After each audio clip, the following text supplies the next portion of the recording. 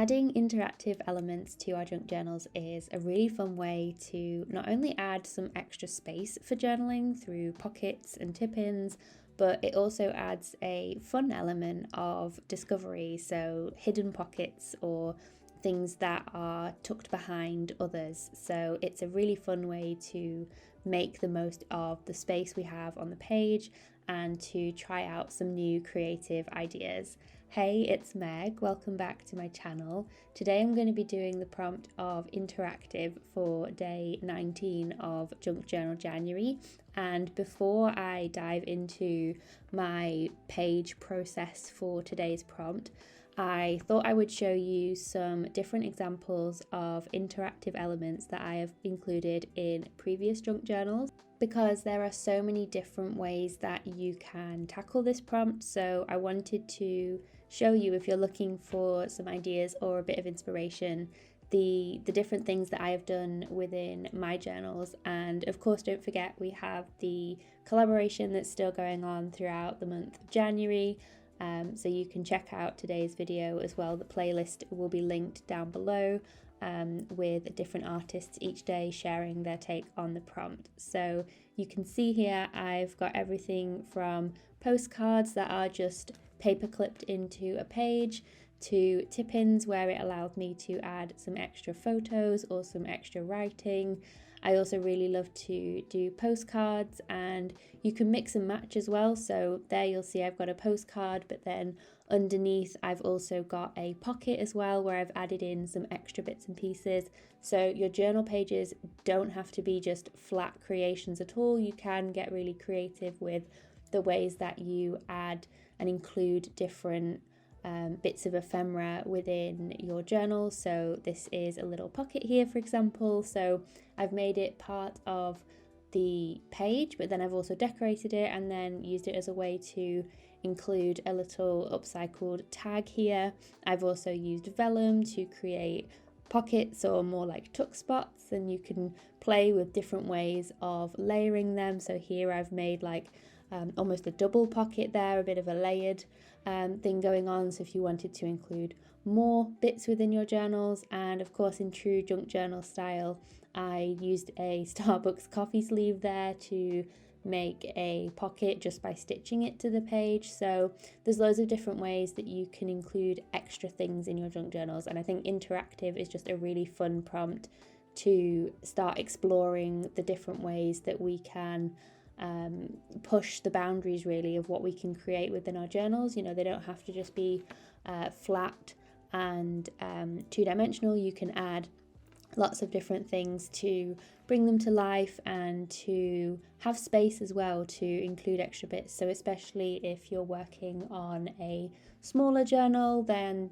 adding interactive elements is a great way to be able to add some more dimension and add all the bits, basically, is what I'm trying to say. Like, sometimes we have so much ephemera and scraps and things that we want to include and just bits from everyday life, and so having these pockets and tuck spots and all these different things is a great way to include them within our journals. And you can see here there's just so many different examples of ways that you can get interactive with your journals. And of course, when you're looking back at older journals as well, it's really fun to be able to sort of pull things out of pockets and look inside different things. It's a really fun way of being able to interact with your previous pieces as well. So you can see here, look, pulling out different writing from pockets and all sorts of different things. You know, you could tuck postcards in there, you could tuck notes from friends. There's so many different ways to include these things within your junk journal. So this is one of my favorite prompts, I think, because there's just so many different ways that you can interpret this and have a lot of freedom really to go whichever direction you choose. There's just no limit, I think, with how interactive you can get with your journal pages. So for the journal page that I'm going to be creating for this prompt, I'm also working with the page from yesterday, which was the border page that I made. So it was really interesting to think about how that would interact with the page that I'm going to be working on for this prompt. And as you'll have seen there, this journal is getting super chunky. I'm really enjoying working in it. But yeah, there is a lot of stuff going on in this journal, and I think, we're only just over halfway. So by the end of this journal, I think it's definitely going to be probably one of the chunkiest challenge journals that I have made in this sort of series of videos, because I just keep adding all these tip-ins and layers and things. So yeah, I'm really having fun with the round of this challenge. So what I am making for this page, I decided to use my stapler, which I love to use in my journal, and use that to my advantage by creating a layered piece. So if you can imagine, it's a little bit like a flip book almost, so where I'm going to be stapling it just on one side to kind of create like a bunch of papers. You could also do this with maybe a paper clip as well.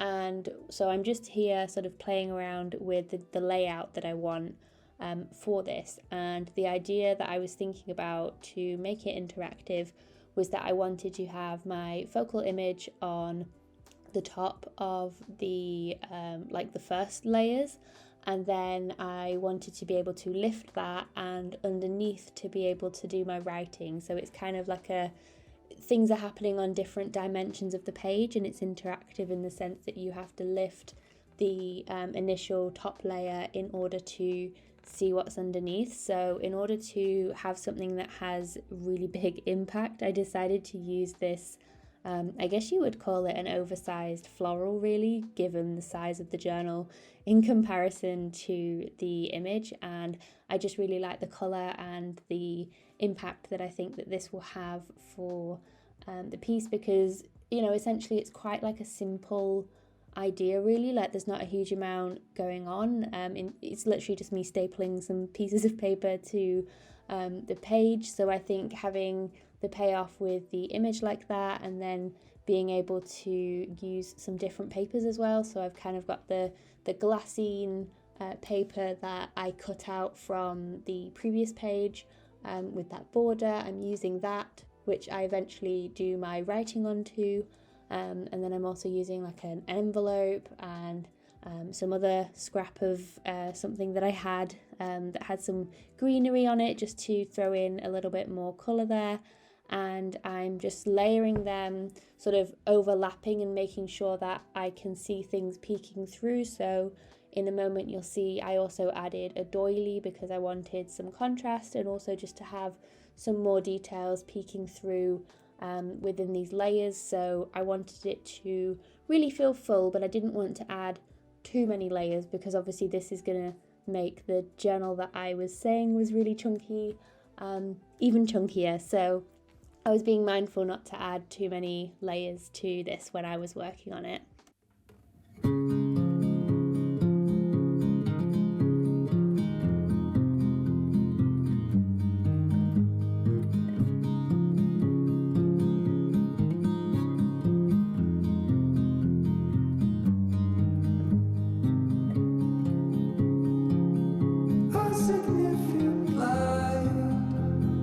Just where it was needed, gleaming black as night, cloistered in injustice, dead in the eye of time. Nobody is losing, faces merge and change, but your face remains the same. Swallows will be here by dawn. When we're finally sober, they'll be gone. The trees will bloom and ice will melt. We'll always remember how it felt.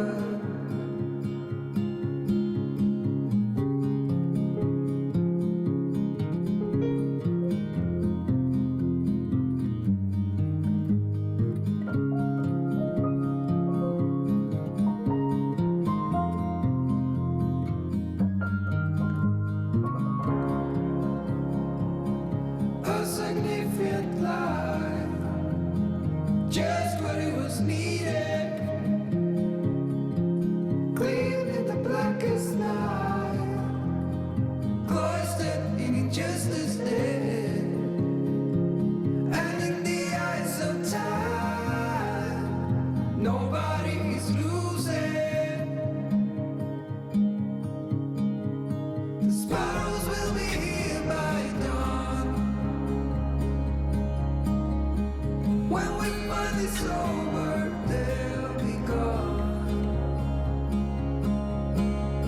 The trees will bloom and ice will melt. We'll always remember how it felt.